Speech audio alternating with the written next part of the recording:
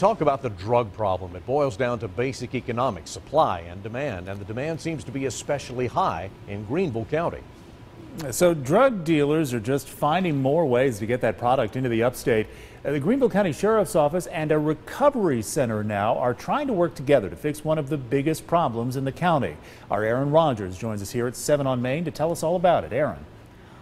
Well, Gordon, basically what we have going on here is the Sheriff's Office trying to reduce supply while recovery centers like Favor Greenville work to reduce demand. Improper lane changes, swerving, deliberate actions to try to get my attention off of them. Those are just some of the things Captain Derek Pendergrass looks for when he's on the road. That will probably be a good vehicle to try to catch up to. He oversees a 4-deputy and 2 canine interdiction team. Their sole goal is getting illegal items off the interstate. It's so important that they're out there because of the import of drugs into the community. On a 16-mile stretch of highway just last year, more than 200 pounds of weed, 22 of heroin, 15 of meth, and 1.2 of gray death.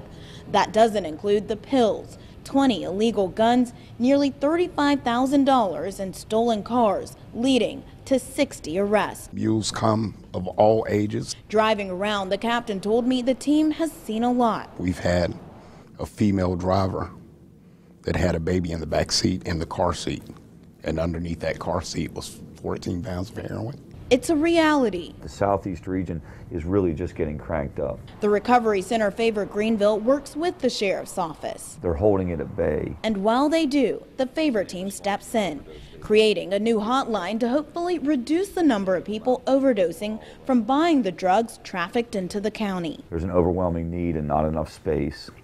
So we created this call line initially to help people who were kind of waiting to get into treatment. In the past 3 months, the center received 177 crisis calls and helped nearly 40 of those people. Just being really, really relentless about the connection. With just one goal for people as drugs continue to move into the community. They stay alive.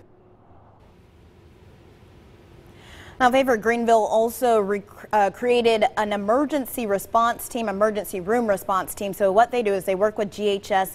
They go into the hospitals when someone overdoses and kind of start there for their treatment. But they say one of the biggest problems is that there's just simply not enough detox beds in the state for people wanting treatment. Yeah, a lot of people in withdrawal end up in jail, oh, frankly. Absolutely. So as part of this partnership, are deputies helping refer people into these treatment programs? So Favor, as you saw in the story there, they have cards, and I know when I talked to the CEO, he says they've given some to the Sheriff's Office, to the City Police Department, and sometimes when they go out on calls, have to use Narcan, they will give these cards to people. So they say it kind of all just works together to help combat this problem. Well, there really are lives at stake. Aaron, thank you.